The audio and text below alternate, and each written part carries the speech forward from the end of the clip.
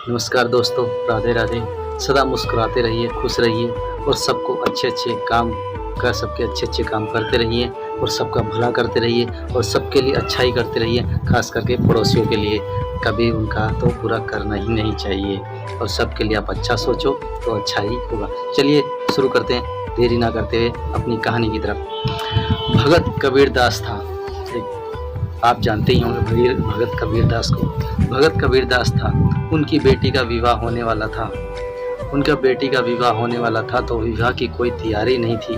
तो सब लोग गांव वाले उसे कह रहे थे कि ये कैसे करेगा विवाह, इसके पास तो न खाने के खुद के लाले पड़े हुए हैं, तो ये दूसरों को कैसे खिलाएगा, कैसे करेगा इंतज़ाम, क्या करेगा।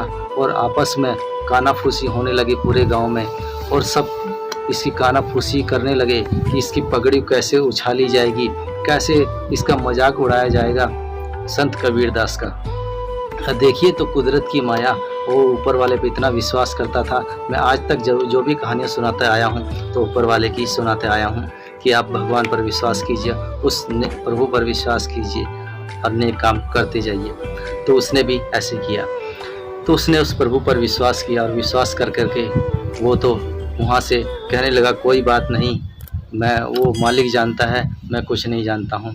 और वो लोग जो थे उसकी मजाक उड़ाने में लगे थे और लड़कों वालों के साथ जो रिश्ता हुआ था, और वहाँ पे किसी ने बता दिया कि जो कबीरदास है तुम्हारे लड़के का रिश्ता हुआ उसकी लड़की के साथ। तो उसने तो खाने का कोई इंतज़ाम तक नहीं किया, अभी तक कुछ नहीं किया, ना दान दहेज का कोई इंतज़ाम नहीं किसी भी तरह का।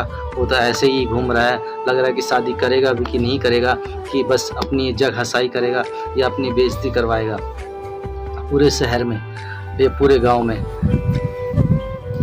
लड़की वालों ने कुछ नहीं बोला, वहाँ से कोई पता नहीं आया। और संत कबीर जी दास जी का जो शादी का दिन था जल्दी जल्दी नज़दीक आने लगा और जल्दी जल्दी नज़दीक आते आते एक दिन उसका नज़दीक आ ही गया।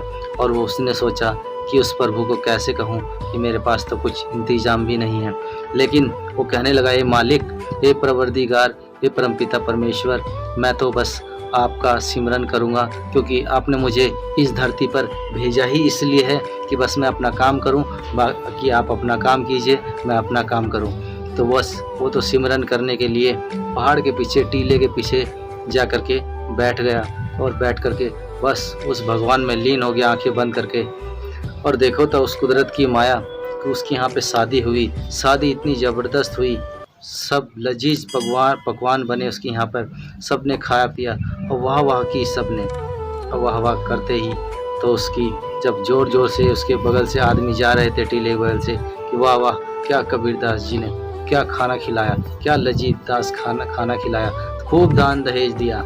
तो उसकी ये बातें सुन करके आँख खुल करके, और उसने अपना मुंह परने से ढका हुआ था, अपना मुंह अपने साफे से ढका हुआ था कि कोई मुझे देखेगा तो मेरी बेइज्जती होगी और मैंने लड़की की शादी नहीं कर पाया। तो वहाँ से आदमी जा रहे थे, उन्होंने आदमियों को उसने कबीरदास जी ने रोक करके उन्होंने उनसे पूछा, हाँ भाई किसकी शादी है? अरे वो कबीरदास, वो जुल्हाया, हाँ जी हाँ, उस जुल्हाए के यहाँ क्या लजीज खाना था, क्या सजावट थी, क्या दान दहेज दिया उसने। अच्छा जी। उसने सोचा कि भाई आज तो बेइज्जती हो गई मेरी। वो भागा सीधा अपने घर गया और घर जा कर के देखा उसने कि कितना सजा हुआ घर है। उस सजावट को देख करके वो उसकी बीवी आई, उसकी बीवी आके कहने लगी कबीरदास जी की कि अब तो कपड़े बदल लो, कि दिन भर दौड़ते रहोगे बेटी के काम काज में, अब डोली विदाई का वक्त है, अब तो कपड़े बदल लो। तो उसने सोचा कि ये क्या हो गया कि मैं तो यहाँ पे था ही नहीं और ये कैसे कह रही है मेरी बीवी। तो उसने कहा, भाग्यवान, मैं तो यहाँ सुबह से था ही नहीं, मैं तो टीले के पीछे गया था और ध्यान सिमरन में था, मुझे तो पता ही नहीं। बस फिर क्या था, उसकी बीवी सारी कहानी समझ गई और समझ करके खूब फूट कर रोने लगी और कहने लगी, देखिए तो वो परमेश्वर जिनका आप अरदास कर रहे थे वही हमारे यहाँ पर आकर के खुद अपने आप कबीरदास बन करके काम करने लगे।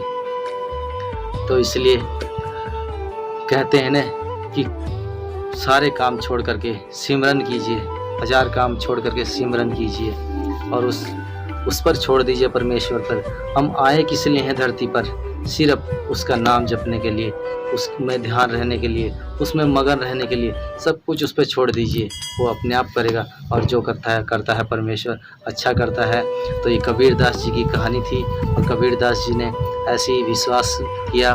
और कबीर दास जी एक महापुरुष संत भी है, आप जानते ही होंगे कि पूरे उनका नाम कैसा है और हर बच्चा बूढ़ा क्या विश्व में सब जानते हैं उन्हें। तो मेरी कहानी यहीं तक थी, तो आगे कहानी को विराम देते हैं, मिलते हैं नई कहानी के साथ नए चैप्टर में। तो राधे राधे, हरे कृष्णा। लाइक कीजिए, शेयर कीजिए, कमेंट कीजिए और मुझे मोटिवेशनल देते रहिए कि आगे भी मैं ऐसी कहानियाँ आपके लिए लाता रहूँ। जय जय श्री राधे।